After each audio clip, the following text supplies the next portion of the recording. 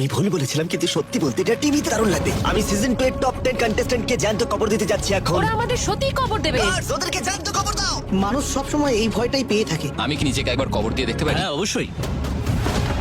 এর ভেতরে আটকে থাকাটা খুবই ভয়াবহ। আমাদের অনেক সমস্যার সমাধান করতে হবে। ওরা সত্যি ভয় পাচ্ছে। আমি জানি না এটা সম্ভব হবে কিনা, কারণ বৃষ্টি আসবে। এপিসোডটা কমপ্লিট করতেই হবে। এখন তুমি কাকে মিস করছো? মাকে মিস করছি, উনি আমার জন্য অনেক স্যাক্রিফাইস করেছেন। দাঁড়াও, তুমি কি বলেছো যে তুমি বিয়ে? হ্যাঁ আমি বিয়ে করেছি। সত্যি বলছো? তুমি কি কন্টেস্টেন্টদের সাথে ইমোশনালি অ্যাটাচ হয়ে পড়ো? ভাই দেখো, কষ্ট তো হয়। গার্ডস, মিলিয়ন ডলার নিয়ে এসো। এখানে $1,000,000 রয়েছে, যেখান থেকে সবাই নিতে পারে। সবাই সমান ভাগ করলে 1 লাখ করে প্রত্যেকে পাবে। আমি বুঝে গেছি, শেষে আমাকেই তোলা হবে। এখনই সবার আসল রূপ দেখা যাবে। আমরা এটা নিয়ে চিন্তিত ছিলাম। এখনই বৃষ্টি শুরু হয়ে আমরা গেছে। আমাদের কাজ অনেকক্ষণ বন্ধ রেখেছিলাম। আমাদের সবাইকে তাড়াতাড়ি কবর থেকে তুলতে হবে আর সেফ কোনো জায়গায় নিয়ে যেতে হবে। কালকে আমাদের আর্থিকভাবে খুব খারাপ দিন কাটবে। যদি আজ রাতের মধ্যে শ্যুটটা কমপ্লিট না হয়, তাহলে সবকিছু শেষ হয়ে যাবে। টাকার উপর বসলেই সিদ্ধান্ত বদলাবে।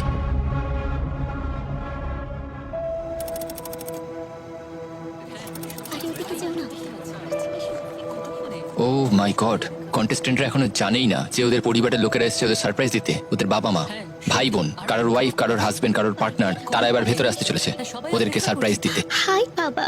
নিক, তুমি এখানে 1 মাসেরও বেশি রয়েছো, তাই আমি জানতে চাই কাকে মিস করছো তুমি? মাকে মিস করছি, মানে আমি কি করে বোঝাবো। উনি আমার জন্য সারা জীবন অনেক স্যাক্রিফাইস করেছেন আর চেষ্টা করেছেন আমার স্বপ্ন পূরণ করার। তুমি বলতে পারো খুব কম মানুষ আমার জন্য এরকম ভাবে ভেবেছেন। আমিও মায়ের স্বপ্ন পূরণ করব। তোমরা নিকের মা আর নিকের বোন। হ্যাঁ, হ্যাঁ। তোমাদের এখন কেমন লাগছে? মানে ও এত দূর যে আসতে পেরেছে তার জন্য আমরা খুবই খুশি। এবার যাও, ভেতরে চলে যাও।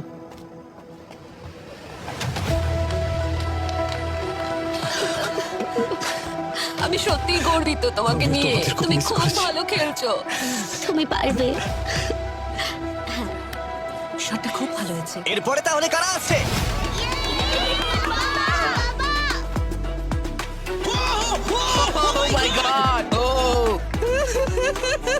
এটা আমার সব থেকে ফেভারিট সিন।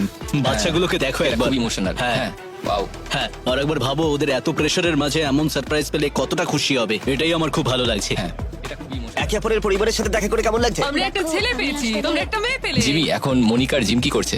ভালো আছে, খুবই আনন্দে আছে। আচ্ছা, ওরা কি এটা জানে যে এখানে কি হয়েছে? মানে ওরা যে বিয়ে করেছে? না, মানে জিম বলেছে আমরা বিয়ে করেছি, আর ওদের প্যারেন্টস বলছে আর আমি বললাম মানে সত্যিই করেছে। বিয়ে? হ্যাঁ বিয়ে করেছি। সত্যি বলছো? হ্যাঁ আমরা ছোট্ট করে ওখানে একটা বিয়ের অনুষ্ঠান করেছি। ও যদি জিমকে ভালোবাসে, আমিও ওকে ভালোবাসি। ওয়াও! মানে আপনারা তো খুব সহজেই মেনে নিলেন, আর আমি ভাবছিলাম ওর বাবা মা কি ভাববে। আমাদের খুব পছন্দ হয়েছে। হ্যাঁ, কেমন আছো? বিহাইন্ড দ্য সিনের সমস্ত ভিডিও করছে, তোমরা দেখেছো হয়তো। হ্যাঁ, এবার সবাই ওকে ভিলেন ভাববে হয়তো। না না না না না না, আমি ভালো মানুষ, আমি এখানে সব থেকে ভালো মানুষ। কন্টেস্টেন্টরা এখন পরিবারের সাথে রয়েছে, আর এদিকে বিশাল একটা সেট তৈরি করা হচ্ছে শেষ রাতের খাবারের মতো। দেখেছো ওখানে ওরা কি সেট করেছে? হ্যাঁ, ওটা দারুণ লাগছে।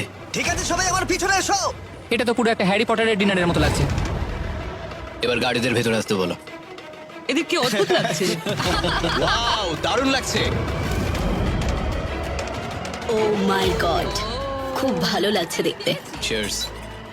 সাধারণত যুদ্ধে পাঠানোর আগে সেনাবাহিনীতে এসব করে। খুব তাড়াতাড়ি দেখা হবে। এটাতে আমি আরো বেশি মোটিভেশন পেলাম এবং আমি ওদের জন্য এটা জিতবো। দেখো, আমাদের কিছু জিনিস মিস্টার বিস্টের মতোই করা উচিত। জ্যান্ত কবর থাকা আমাদের মোস্ট ভিউড ভিডিও, আর এটা আমরা অনেকবার করেছি। শুনতে খুব অবাক লাগে যে কাউকে তুমি জ্যান্ত কবর দেবে, কিন্তু বেস্ট টিম এটাতে অভ্যস্ত। আমি কি নিজেকে কবর দিতে পারি? হ্যাঁ দিতে পারো। সত্যি? হ্যাঁ নিশ্চয়ই। ওয়াও! ভালোভাবে শুয়ে পড়ো। ও ভয়ঙ্কর না? যাদের ক্লস্ট্রোফোবিয়া আছে তারা এখানে থাকবে কি করে? এটা তো একদম। এটা চিন্তার বিষয়। এখানে এয়ার লেভেলটা কেমন? মানে আমি অক্সিজেন কিভাবে পাবো? নিচে থেকে পাম্প হয়ে ফিল্টার হয়ে ঢুকছে। ঠিক আছে, এবার উঠে পড়ো। ভাই, এটা খুবই ভয়ঙ্কর। দেখানো হচ্ছে যে এখানে সকলকে জ্যান্ত কবর দেওয়া হচ্ছে, কিন্তু আসল ঘটনা হলো এখানে $1,000,000 রয়েছে যা যে কেউ নিতে পারে। হ্যাঁ, এটা আগের বছরের মতনই, প্রত্যেকের জন্য $1,00,000। যদি ওরা সমান ভাগে ভাগ করে, কিন্তু আমরা আগের বছর দেখেছি দ্বিতীয় জন গিয়েই অনেকটা বেশি নিয়ে নিয়েছিল। আমি 6,50,000 নেবো। আমরা চাই না কেউ শুনুক বা দেখুক এখানে কি হচ্ছে, তার জন্যই আমরা সিদ্ধান্ত নিচ্ছি ওদেরকে মাটির তলায় রাখার। ওরা এখন খুবই ভয় পাচ্ছে। ক্লিটস একটা এমার্জেন্সি মিটিং ডেকেছে, কারণ ওরা খবর পেয়েছে যে হয়তো ঝড় বৃষ্টি হতে পারে। আমাদের এটা শুরু থেকেই খুব ভালো একটা স্টোরি তৈরি করতে হবে। আমি জানি না এটা হবে কিনা, কারণ বৃষ্টি আসবে, কি হবে সেটাও বুঝতে পারছি না। এটা সত্যি একটা খুব বড় সমস্যা।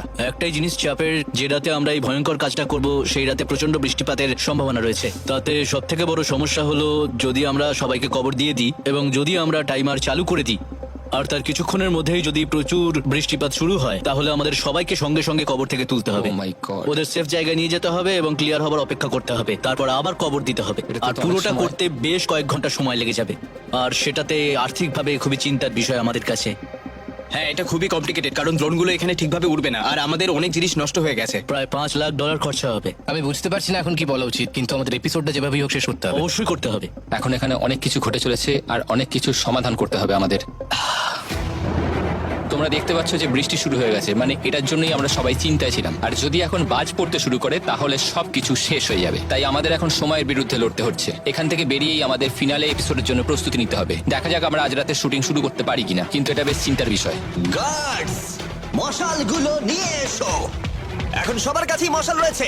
এবার আমার সঙ্গে গেটের দিকে চলো। এই রাস্তা দিয়েই জিমি আর টপ 10 প্লেয়াররা যাবে, যেখানে ওদের জ্যান্ত কভার দেওয়া হবে। আর এরা ক্যামেরাগুলো কভার করে দিয়েছে আর মশালগুলোকে এমন ভাবে জ্বালিয়েছে যাতে বৃষ্টি পড়লেও না নেভে।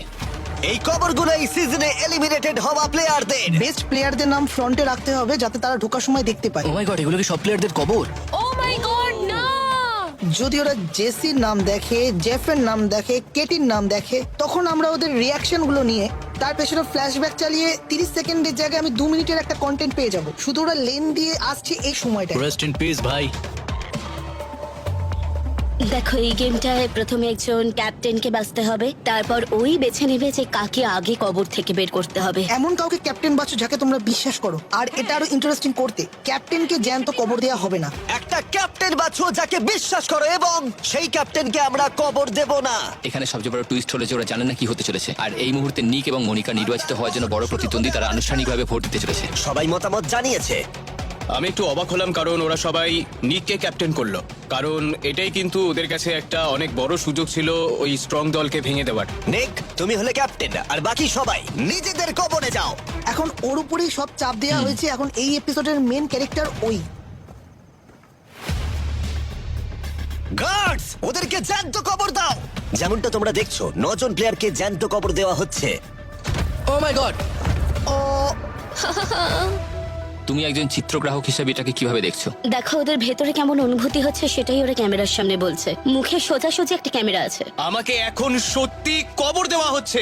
ওরা খুব তাড়াতাড়ি মাটি ভরছে। আর আরো 2টো ক্যামেরা দুপাশে রয়েছে, যদি ওরা এপাশ ওপাশ করে তাই। আর এই কফিনগুলো এতটাই বড় যে ওরা উঠেও বসতে পারবে কফিনের মধ্যে, তাই একটা পায়ের কাছেও ক্যামেরা লাগানো। ও মাই গড! বিশেষ করে 7 দিন জিমি কবরে থাকার সময় আমরা এটাই শিখেছি সবাই, যে ক্যামেরা কিভাবে লাগানো উচিত একটা ছোট্ট জায়গার মধ্যে। ওদেরকে এখন সত্যিই কবর দেওয়া চলছে।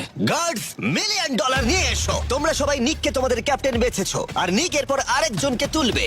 আর এইভাবেই চলবে যতক্ষণ না তোমরা 10 জনই উঠে আসছো। আর নিক এখন প্রথমে যাবে, তাই ও হয়তো মিলিয়নিয়ার হতেই পারে।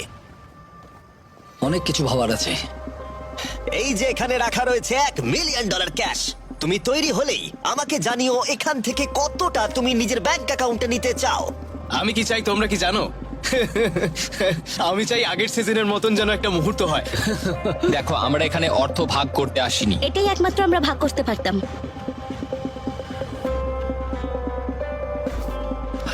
ও ভাই, কার কেমন চরিত্র এখানেই বোঝা যাবে, তাই দেখা যাক কি হয়। আমি খুবই অবাক হব যদি ওরা নিজেদের ন্যায্য অংশটা না নেয়। আমার মনে হচ্ছে কেউ নিজের ভাগে থেকে বেশি নেবেই। এবার দেখা জানি না। যাক। আমার হার্টবিট এখন অনেক বেড়ে গেছে।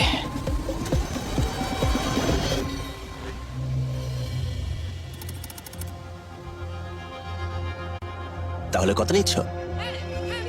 ঠিক এবার আছে। বলবে আমার সম্পূর্ণ বিশ্বাস এখানে সবাই $1 লাখ করে নেবে। আমি এখন নেব $2,50,000। ওয়াও, খুব খারাপ করলো। তোমার কি মনে হয় পরিবারের সাথে দেখা করার পর নিক সিদ্ধান্ত বদলালো? তোমরা কি সেই জন্যই গেমটার আগে এটা প্ল্যান করেছিলে? হ্যাঁ, পরিবারের সাথে দেখা করানোর একমাত্র উদ্দেশ্য এটাই। এটা হলো নিকের $2,50,000। এটা তোমার চিন্তা ভাবনা সবকিছু বদলে দেবে। এটা কিন্তু দারুণ হচ্ছে। ওরা কেউ জানে না এরপরে কি হতে চলেছে। টাকার উপরে বসলেই সিদ্ধান্ত বদলাচ্ছে। তুমি বলেছিলে টাকাটা সবাই সমান ভাগেই ভাগ করবে। হ্যাঁ, আমি মেনে নিচ্ছি আমি ভুল বলেছিলাম, কিন্তু এটা টিভিতে দারুণ লাগবে। হ্যালো অগাস্টে, দিনের শেষে আমাকে বাড়ি যেতে হবে আর নিজের খেয়াল রাখতে হবে, তাই আমি $2,50,000 নিয়েছি। তো নিক একটা বড় সিদ্ধান্ত নিয়েছে। ও এখন অগস্টে কবর থেকে বার করতে চলেছে। ও বাইরে বেরিয়ে এলে তোমার সম্পর্কে কি ভাববে? ও যদি আমাকে না বোঝে তাহলে আমার কিছু করার নেই। এই তো অগাস্টে তুমি প্রথম প্লেয়ার যাকে ওপরে তুললো।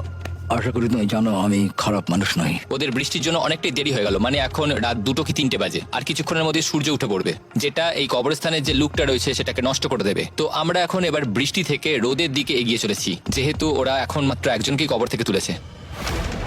এখন তুমি নিকের থেকে দূরে আছো, ওর ব্যাপারে কি ভাবছো? আমার মনে হচ্ছে বিস্ট গেমসে ওর যাত্রা শেষ হয়ে এসেছে। এটা হলো তোমার $7.5 লাখ, আর তোমাকেই সিদ্ধান্ত নিতে হবে যে এর মধ্যে থেকে তুমি কতটা নিতে চাও। আমার মনে হয় না আমি 2.5 লাখ নিতে পারবো। আমি নেবো 83,333। তাহলে এত পরিমাণ অর্থই তুমি বাড়ি নিয়ে যেতে চাও? হ্যাঁ, ওয়াও। আমি জানি না এরপর কি হতে চলেছে। ওয়েদার দেখে তোমার কি মনে হচ্ছে? মানে আমার মনে হচ্ছে যেন ওদিক হ্যাঁ, থেকে একটু মেঘ খারাপ আসছে। রয়েছে ওয়েদার, কিন্তু সূর্য এক্ষুনি উঠবে, আর সূর্য উঠে গেলে এসব খুবই খারাপ দেখতে লাগবে। ঠিক আছে, এখন এতটাই রাত হয়ে গেছে, মানে তোমরা দেখতে পাচ্ছ যে কেডি ঘুমিয়ে পড়েছে, হ্যানা অব্দি ঘুমিয়ে পড়েছে, আর জিমের মতোই আচরণ করছে। বাকি যারা কবরে রয়েছে তারা জানতেও পারছে না উপরে এখন কি হচ্ছে। সবাই এখন তাড়াহুড়ো করছে যাতে সূর্য ওঠার আগে এপিসোডটা শেষ করা যায়। আমরা 5 জন প্লেয়ার সানলাইটে উঠলে সামলাতে পারবো না, কিন্তু 3 জন উঠলে সামলানো যেতে পারে। এই এপিসোডটা পুরোপুরি সিনারি চেঞ্জ আর কন্টেস্টেন্টদের আলাদা করার জন্য ছিল। সেই জন্যই সূর্য ওঠার আগে শেষ করার চেষ্টা করা হচ্ছে, কারণ জিমি প্রত্যেকটা কন্টেস্টেন্টের সাথে হেঁটে সিটিতে যাচ্ছে, তুমি কত নিচ্ছ? আমি বাকিদের জন্য কিছু রাখতে চাই। যাতে ওরা সিদ্ধান্তটা কোনো রকম প্রেশার ছাড়াই নিতে পারে। আমি $1,00,000 নেব। একমাত্র তুমি জানো কত নিচ্ছ। তারপর জিমি আবার কবরস্থানের দিকে ফিরে যাচ্ছে, যেটা এখান থেকে অনেকটাই দূর, আর সূর্য প্রায় উঠে গেছে, যেটা এখন সত্যিই সমস্যা। বেসিক্যালি আমরা এই এপিসোডটা তাড়াতাড়ি শেষ করতে চাইছি সূর্য ওঠার আগে, ও মাই গড! কিন্তু আমার মনে হয় না সূর্য ওঠার আগে ওদেরকে কবর থেকে তোলা আমি হবে। $2,50,000 নিয়েছি। আমি সত্যিই ভাবতে পারিনি যে নিক $2.5 নিতে পারে। জ্যাক, তুমি তাহলে এর মধ্যে থেকে কতটা নিচ্ছ? $81,000। আমি কারোর সাথে খারাপ করতে চাই না, তাই আমি এখান থেকে আমার ন্যায্য পাওনাটুকুই নেব। এটা পুরোটাই তোমার। ঠিক আছে, জিমি এসে গেছে গাইস। Let's go. ওকে খুব খুশি দেখাচ্ছে। আমার সঙ্গে চলো। খুব তাড়াতাড়ি সকাল হয়ে যাবে। তোমার কি মনে হয় কে সবচেয়ে বেশি পাল্টি মারতে পারে এই গেমটাতে? হয়তো ব্রেড। উফ, যা ভেবেছিলাম তার চেয়ে কম রয়েছে। এখন প্রায় শেষের দিকে, আমি জানি না ও করতেও পারে। দেখো, তোমায় বলে রাখি, এটা কিন্তু তোমার $4,85,000। এখন এটা তোমার সিদ্ধান্ত, কিছু বাকিদের জন্য রাখবে কিনা। আমার চোখের সামনে আমি এত অর্থ কখনো দেখিনি। পৃথিবীতে খুব কম মানুষই আছে যারা নিজের চোখে $5,00,000 দেখেছে, আর তার মধ্যে থেকে $4,00,000 নিতে অস্বীকার করেছে। দেখো, খেলার মাঝামাঝি সময় সূর্য উঠলে অতটা অসুবিধা হবে না, আর গেমটা অর্ধেক হয়ে গেছে। তার জন্য এই মুহূর্তে সূর্য উঠলে আমরা সামাল দিতে পারবো, কারণ অর্ধেকটা হয়ে গেছে। আমি চাই না এই শোটা দেখার সময় তোমার কোনো আফসোস হোক, তাই সময় নিয়ে ভাবো। ও মাই গড। আমি কখনো ভাববো না বিশ্বাসঘাতকতা করার কথা। বাকিদের থেকে কি বেশি সময় নিচ্ছি আমি? এখানে এতক্ষণ ধরে রয়েছে যে দেখো আকাশে সূর্য উঠে গেছে। বিশ্বাস হচ্ছে না ওর এত সময় লাগছে। এটাই হয়তো এই শো এর সব থেকে গুরুত্বপূর্ণ মোমেন্ট। সূর্য আস্তে আস্তে উঠছে, কিন্তু ওদের কোনো অসুবিধা হচ্ছে না, কারণ এপিসোডের বেশিরভাগটাই হয়ে গেছে। এখানে প্রত্যেকেই খুব ভালো মানুষ, কিন্তু চোখের সামনে যখন এত পরিমাণ অর্থ থাকবে তখন যে কেউ বদলাতে বাধ্য। ব্রেট, তাহলে এর মধ্যে কতটা তুমি নিতে চাইছো? আমি এখান থেকে $2,50,000 নেব জিমি। কনগ্রাচুলেশনস, এটা অনেকটাই অর্থ। ব্রেট 2 ঘন্টা সময় নিল এই সিদ্ধান্তটা নিতে। আমি এটা ছুতে চাই না, আমার খুব খারাপ লাগছে। আমি খুব খুশি যে ব্রেটকে এতটা সময় দিতে পেরেছি। দেখো, আমার ধারণা স্পষ্ট যে আমি চাই না কেউ এটা নিয়ে পরে আফসোস করুক। মানে দেখো, ভালো করে ভেবেছে, তারপর সিদ্ধান্ত নিয়েছে। এটা আমার জীবনের সব থেকে কঠিন সিদ্ধান্ত ছিল। এরপর আমি মনিকাকে কবর থেকে তুলবো। সত্যি? হ্যাঁ, এবার ওকে তুলতে হবে। ও হয়তো খুব চিন্তা করছে। যখন তুমি সিটিতে যাবে, কি মনে হয় কত টাকা ওখানে পড়ে থাকবে তোমার জন্য? আশা করছি সেখানে $4 লাখ থাকবে। তুমি ভাবছো এটাই থাকবে? হ্যাঁ, তাই তো মনে হয়। ঠিক আছে।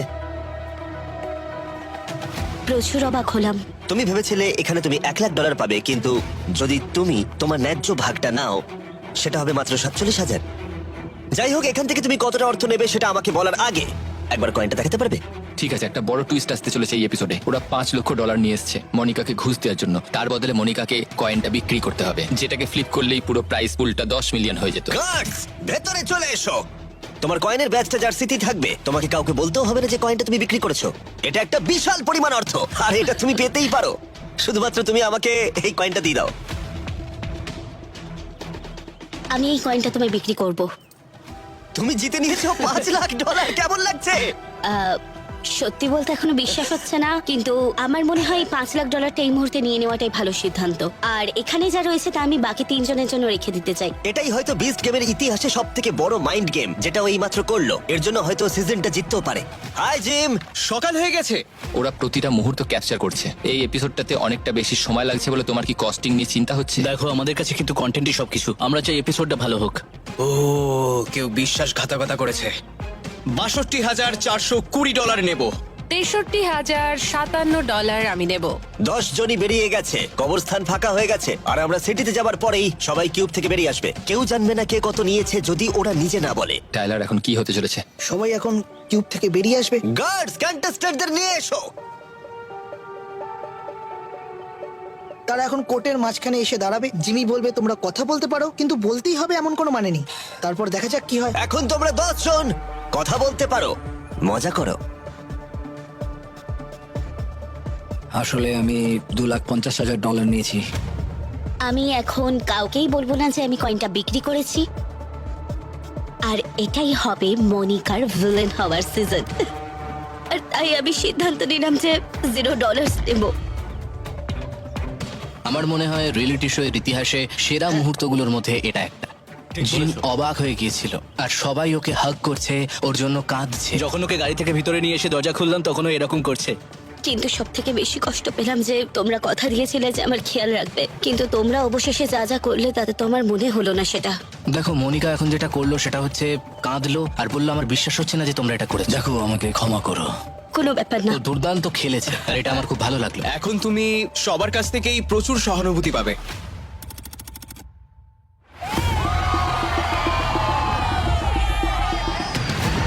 আমরা এখন আমাদের প্রথম সিন শুট করতে চলেছি। 10টা ল্যাম্বো, 10 জন কন্টেস্টেন্ট। ও মাই গড, চলে যাওয়া যাক। হো হো।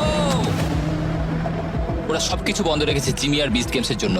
আমরা অনেক কিছু প্ল্যান করেছি। আমি তোমাদের সেটটা কখন দেখাবো ভাবছি। এটা আমাদের সেটের ফার্স্ট লুক। এখনো অনেক কনস্ট্রাকশন বাকি রয়েছে। আমরা চেষ্টা করছি যাতে 2-1 দিনের মধ্যে সবটা শেষ করা যায়। ব্রাইব গেমে তোমাদের স্বাগত। এবার খেলাটা জটিল হবে। বিস্ট গেমস হলো ঝুঁকি নেওয়ার খেলা। তুমি কি ঝুঁকি নিতে পারবে? এটা পাগলামো। সব সিদ্ধান্ত এখানেই হবে।